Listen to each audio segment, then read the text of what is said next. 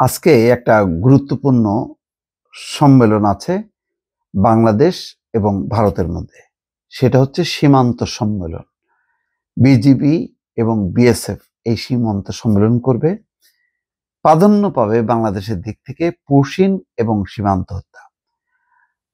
আমি কোনো যাজক না বা গণক না, কিন্তু আমি বলে দিতে পারি যথারীতি আরো ৫৫টা সম্মেলন যেভাবে ব্যর্থ হয়েছে এটাও ব্যর্থ হবে। এটা হচ্ছে ৫৬তম সম্মেলন। ৫৫টা সম্মেলনে তখন পুশিনের বিষয়টা ছিল না, পুশিন সাম্প্রতিক সংযোজন। তার আগে ছিল হচ্ছে সীমান্ত হত্যা, কিন্তু সেই সীমান্ত হত্যা বন্ধ হয়নি। এটা সীমান্তে শূন্য মৃত্যু একটা কমিটমেন্ট, সেটা ভারত কখনো রক্ষা করেনি। যেখানে হাসিনা সরকারের সাথে এত চমৎকার মধুর প্রেমের সম্পর্ক, সেটাই যখন নাকি বাংলাদেশ ইমপ্লিমেন্ট করতে পারেনি। অবশ্য বাংলাদেশ তখন খুব মুখে মুখে বলতো, কিন্তু খুব সিরিয়াস ছিল না। এবং এটা নিয়ে কখনো শেখ হাসিনা ভারতের মাটিতে যে সংবাদ সম্মেলনে বা নরেন্দ্র মোদী সামনে এই সীমান্ত হত্যা বন্ধ করতে বলেছে এমন খবর কিন্তু কখনো পাওয়া যায়নি। তাদের ওই বাণিজ্য বৃদ্ধি, তারপরে যত রকম ট্রানজিট সুবিধা, ভারতের সুবিধাগুলো বাংলাদেশে কিছু সুবিধা পাবে, ওইটা নিয়েই তাদের ব্যতিব্যস্ততা ছিল। কিন্তু মূল সমস্যাটা যেটা ছিল সীমান্ত হত্যা, সেইটা বন্ধ করার ব্যাপারে কোনো পদক্ষেপ নেয়নি।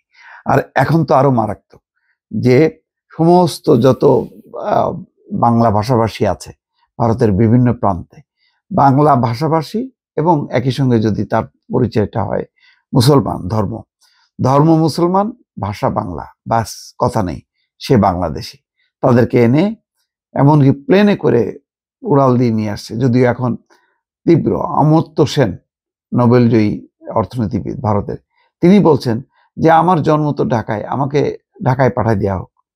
এটা খুব রাগের সঙ্গে বলছে, কারণ ভাষার বিরুদ্ধে যেইভাবে একটা যুদ্ধ শুরু করছে নরেন্দ্র মোদী, এটাও হচ্ছে তৃণমূল কংগ্রেসকে টার্গেট করে, কারণ জানে যে বাংলা ভাষাভাষী মানুষ বিজেপিকে পছন্দ করে না। তো সেটাই একটা রোষ, তারা ক্ষোভ ঝাড়ছে বাংলা ভাষাভাষীদের বিরুদ্ধে। তো বাংলাদেশের বারবার প্রতিবাদ সত্ত্বেও বিভিন্ন সীমান্ত পয়েন্ট থেকে ভারতীয় কর্তৃপক্ষের অব্যাহতভাবে পুশিন করায় ঢাকায় অনুষ্ঠিতব্য বিজিবি বিএসএফ মহাপরিচালক পর্যায়ের ৫৬তম সম্মেলন নিয়ে সারা দেশে আলোচিত হচ্ছে। এবারের ডিজি পর্যায়ের সম্মেলনে সীমান্ত হত্যা, মাদক এবং অস্ত্র চোরাচালান এবং অন্যান্য আন্তঃসীমান্ত অপরাধমূলক বিষয়ের পাশাপাশি পুশ ইনের বিষয়টি আলোচনায় স্থান পাবে। সোমবার থেকে বৃহস্পতিবার পর্যন্ত 4 দিন ব্যাপী এই সীমান্ত সম্মেলন বিজিবির সদর দপ্তরে অনুষ্ঠিত হবে। ভারতীয় সীমান্ত নিরাপত্তা বাহিনীর মহাপরিচালক দলজিৎ সিং চৌধুরীর নেতৃত্বে সীমান্ত নিরাপত্তা বাহিনীর একটি উচ্চ পর্যায়ের প্রতিনিধি দল 4 দিনের সম্মেলনে যোগ দিতে আজ ঢাকায় আসছেন। বিজিবির প্রতিনিধিত্ব করবেন DG major general Mohammad Ashrafuzzaman Siddiqui. BSF এর এক বিবৃতিতে বলা হয়, ভারতের অগ্রাধিকারের মধ্যে থাকবে বিএসএফ এর যে আন্তঃসীমান্ত অপরাধ দমন, বাংলাদেশিদের দ্বারা তাদের কর্মীদের উপর আক্রমণ প্রতিরোধ, সীমান্তের কাঁটাতারা বেড়া নির্মাণ। বিএসএফ জানিয়েছে যে ঢাকার আলোচনায় বাংলাদেশে আশ্রয় নেওয়া ভারতীয় বিদ্রোহী গোষ্ঠীগুলির বিরুদ্ধে ব্যবস্থা নেওয়া, মাদক, অস্ত্র এবং গোলা বারুদ মোকাবেলা, চোরাচালান মোকাবেলা, আন্তর্জাতিক সীমান্তের 150 গজের মধ্যে অননুমোদিত নির্মাণ রোধের উপর আলোকপাত করা হবে। তো এইগুলি হচ্ছে ওদের এজেন্ডা, কিন্তু সেই এজেন্ডার মধ্যে নাই যে পুশিন তারা বন্ধ করবে। পুশিনের কোনো প্রসঙ্গ নেই। বাংলাদেশ থেকে যে সমস্ত অপরাধ হত্যা মামলার আসামিরা রাজনৈতিক আশ্রয়ের ব্যানারে ভারতে আশ্রয় নিয়েছে, তাদেরকে ফেরত দেয়া, এইসব প্রসঙ্গগুলো নেই।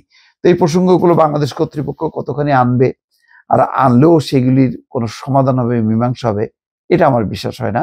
ফলে ৫৬তম যে সম্মেলন, ওই 4 দিনের সম্মেলন, খাওয়া দাওয়া বনভোজন, এইটা ছাড়া এর বেশি কোনো অগ্রগতি হবে বলে আমার মনে হচ্ছে না। দর্শক ভালো থাকবেন, আল্লাহ হাফেজ।